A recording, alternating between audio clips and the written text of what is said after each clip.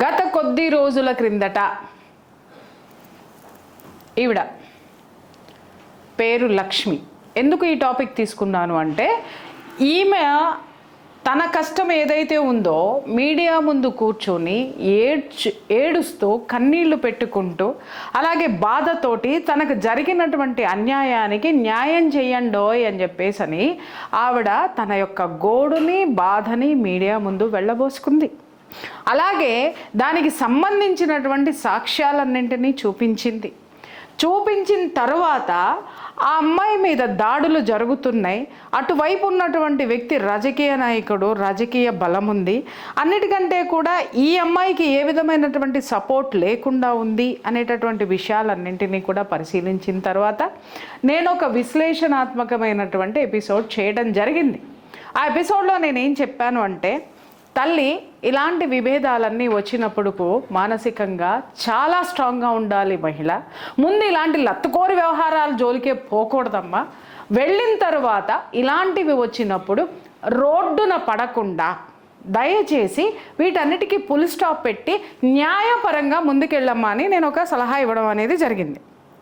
సలహా ఇవ్వడంలో తప్పులేదు, ఇచ్చిన సలహాలోనూ తప్పులేదు. ఓకే, అయితే అదే అయిపోయిన తర్వాత సడన్గా ఈవిడ ఒక 2-3 డేస్ ముందు అనుకుంటా, 2 రోజుల క్రిందట అనుకుంటా, మళ్ళీ మీడియా ముందుకు వచ్చింది. మీడియా ముందుకు వచ్చి ఆవిడ చెప్పినటువంటి విషయం ఏంటి అని అంటే,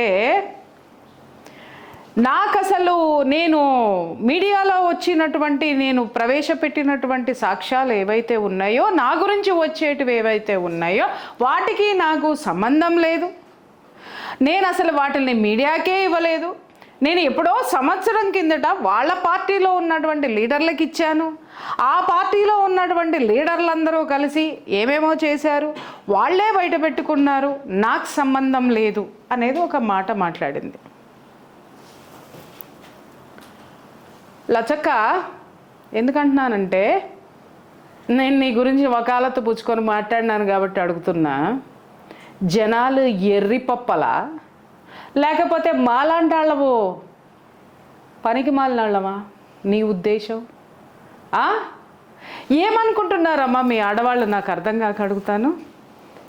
మీడియా వాళ్ళందరూ రాసేస్తున్నారు, మీడియా వాళ్ళందరూ ఇది చేస్తున్నారు అని అంటే, నేను ఒక విషయం చెప్తాను ఇక్కడ. మా మీడియా వాళ్ళు తప్పు చేయట్లేదంటే ఖచ్చితంగా చేస్తున్నారు. అప్పుడప్పుడు చేసిన ప్రతిసారి కూడా వాళ్ళను కూడా నేను హెచ్చరిస్తూనే ఉన్నాను. అలాగే మీడియాని అడ్డం పెట్టుకొని జనంతో మీడియాతో ఆడుకుంటే కూడా ఉతికి ఆరపడతా. ఆ రోజున నీలో ఉన్నటువంటి బాధను వెళ్ళగక్కుకోవడానికి, లేదా నీ అప్పుల పాలైపోతే అప్పుల వాళ్ళ నుంచి తప్పించుకోవడానికో, లేకపోతే ఇతన్ని ఈ విధంగానైనా సరే చేస్తే నేను బయటపడతానో, నాకు ఒక సపోర్ట్ వస్తుందో అని చెప్పేసి ఒక్కసారి నీకు నువ్వు ఇచ్చిన ఇంటర్వ్యూలు వెనక్కి వెళ్ళి చూడమ్మా. వెనక్కి వెళ్ళి చూడు, ఏం చెప్పావు?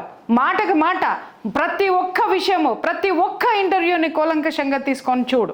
నేను అన్యాయం అయిపోతున్నాను, పవన్ కళ్యాణ్ గారు నాకు న్యాయం చేయండి, ముఖ్యమంత్రి గారు నాకు న్యాయం చేయండి, జనమందరి ముందు వచ్చి నేను చెప్తూ ఉన్నాను, నేను ఒక మనిషి వల్ల మోసపోయాను, ఆయన భార్య అలాగా, ఆయన పిల్లలు అలాగా, ఆయనకి డబ్బుంటే చాలు, ఇవన్నీ చెప్పావు.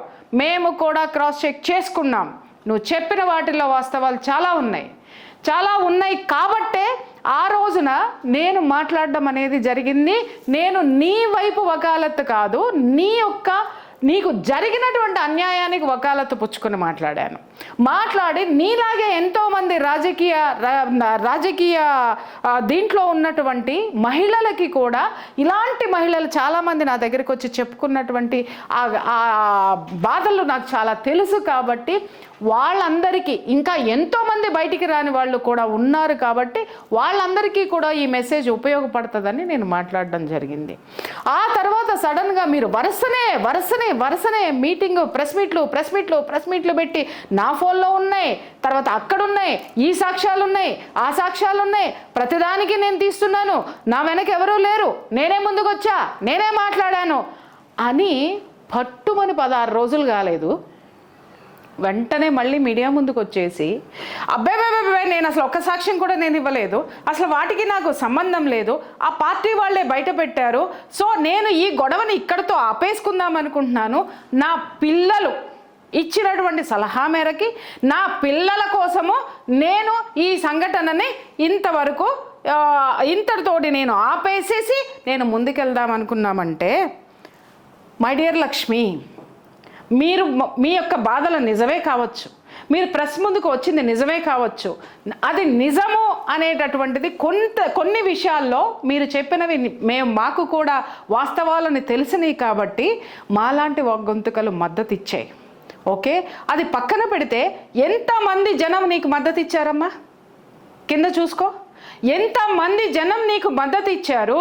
ఈరోజు నువ్వు మీడియా ముందుకు వచ్చేసి అబ్బెబ్బెబ్బెబ్బెబ్బే నాకేం సంబంధం లేదు అని మీరు మాట్లాడేస్తే మీడియా పిచ్చిదనుకుంటున్నావా, లేకపోతే జనం వెర్రి జనాలు అనుకుంటున్నారా? పని పాట లేదమ్మా మాకు? మీరు ప్రెస్ మీట్లు పెట్టంగానే మా వాళ్ళందరూ కెమెరాలు వేసుకొని వచ్చేసి ఆడ కూర్చొని ఒక మాట చెప్పమంటారా? ఒక వార్తని ఆ స్క్రీన్ మీద వేయడానికి ఎంతమంది దాని వెనక కష్టపడతారా మీకు తెలుసా మీకు? వాళ్ళందరినీ కూడా అంత పనితనం, అరే నీకేదో అన్యాయం జరిగింది, అరే ఈ పిల్లకి ఏదైనా న్యాయం జరుగుతుందేమోనని చాలామంది కూడా ప్రయత్నించారు, యూట్యూబర్స్ కానీ ఛానల్స్ కానీ. అలాగే కొంతమంది నీకు వ్యతిరేకంగా రాసిన వాళ్ళు ఉన్నారు. ఎందుకు అనంటే ఎవరి విశ్లేషణ వాళ్ళది. ఆ విశ్లేషణ తప్పుదైనప్పుడు, తప్పుడు విశ్లేషణలు వచ్చినప్పుడు మాలాంటి వాళ్ళం ఖచ్చితంగా కరెక్ట్ చేసుకుంటున్నాం, ఖండించుకుంటున్నాం, ముందుకెళ్తున్నాం. కానీ మీకు బాధ వచ్చినప్పుడు, మీకు కోపం వచ్చినప్పుడు, మీకు అవసరమైనప్పుడు, మీరు బెదిరిద్దాం అనుకున్నప్పుడు, లేదా మీరు వాళ్ళతో బేరం కుదుర్చుకుందాం అనుకున్నప్పుడు ఇలాంటి వాళ్ళందరూ ప్రెస్ ముందుకు వచ్చేసి ప్రెస్ మీట్లు పెట్టేసి ఇష్టం వచ్చినట్టు ఎదుటి మనుషుల మీద బురద జల్లేసేసి దాని మీద మేమందరం విశ్లేషణలు చెప్పేసేసి జనాలందరూ మీకు పుంఖాలుగా సానుభూతులు చెప్పేసిన తర్వాత అబ్బెబ్బెబ్బెబ్బే మా మధ్య ఏమీ లేదు అని మాట్లాడితే, లక్ష్మి నేను చెప్తున్నానమ్మా, నేను మంచిగా చెప్తున్నాను. ఇక్కడ ఎవరు వెర్రి జనాలు ఉన్నారు, ఎవరు ఫూల్స్, ఇక్కడ ఎవరు పిచ్చిగా ఉన్నారు అంటే మీరు ఏం చేసేస్తే మేము ఊరుకుంటామని అనుకుంటున్నారా? మీరు ఏం మాట్లాడేస్తే దాన్ని తీసేసుకుంటాం జనం మర్చిపోతారని అనుకుంటున్నారా మీరు? నిజమే, మా సోదరులందరికీ, మా మీడియా సోదరులందరికీ పాపం వాళ్ళకి టార్గెట్లు ఉంటాయి కాబట్టి వాళ్ళందరూ చాలా బిజీలో ఉన్నారు కాబట్టి నేను పట్టించుకోలేదేమో. కానీ నీ కోసం మాట్లాడిన గొంతుకులు స్వచ్ఛందంగా ఏవైతే ఉంటాయో, ఎందుకంటే నీకు నాకు చుట్టరికం లేదు, నీకు నాకు బంధుత్వం లేదు, కానీ ప్రియా చౌదరి ఒక మాట మాట్లాడితే జనాలు దాన్ని వాల్యూగా తీసుకునే వాళ్ళు ఎంతోమంది ఉన్నారు.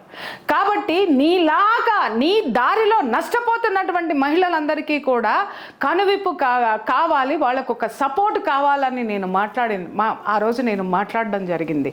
ఇవాళ నువ్వు తూచని వెళ్ళిపోతే పిచ్చోళ్ళం అనుకుంటున్నావా? మేము పిచ్చి జనాలను చేద్దామనుకుంటున్నారా?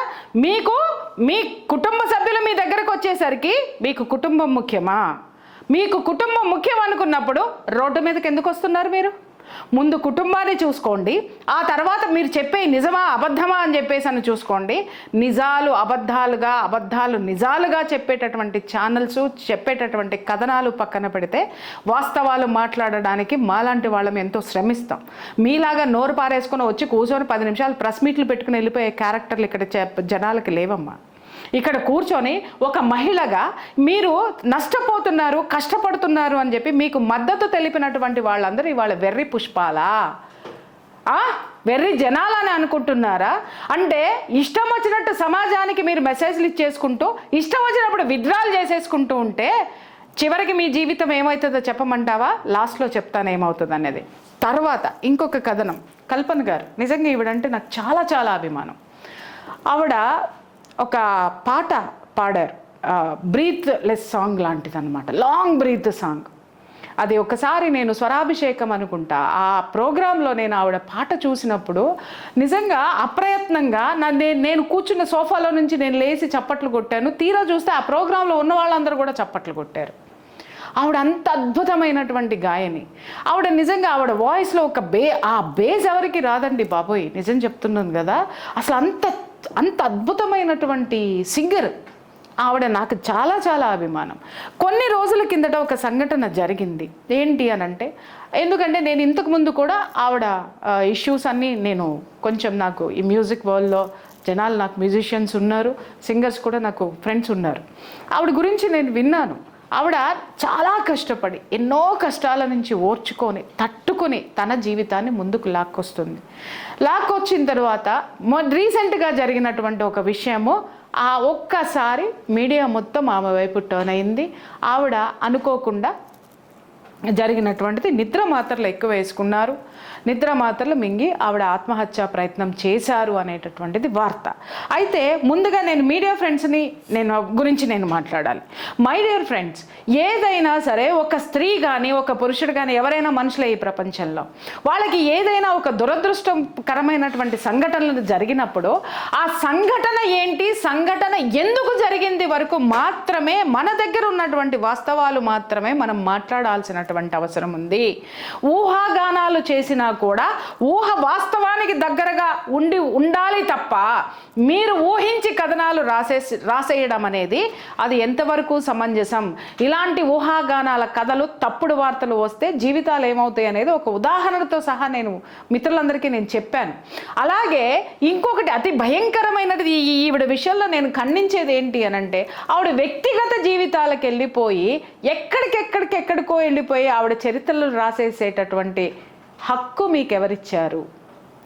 ఆ విషయాన్ని నేను ఇక్కడ పూర్తిగా ఖండిస్తున్నాను. నేను ఆవిడ గురించి మాట్లాడడము, ఆవిడ గతం గురించి ఎవరికి లేదండి గతము. కెమెరా పట్టుకున్న ఎవరికి లేదు, కెమెరా ముందున్న ఎవరికి లేదు, కెమెరా వెనకున్న ఎవరికి లేదు, కెమెరాలు కొన్న వాళ్ళకి లేదా, కెమెరాలు తీసిన తర్వాత ఆ కెమెరా తీసినటువంటిది ఎడిట్ చేసే వాళ్ళకి లేదా, ఎవరికి లేవండి ఇక్కడ చరిత్రలు.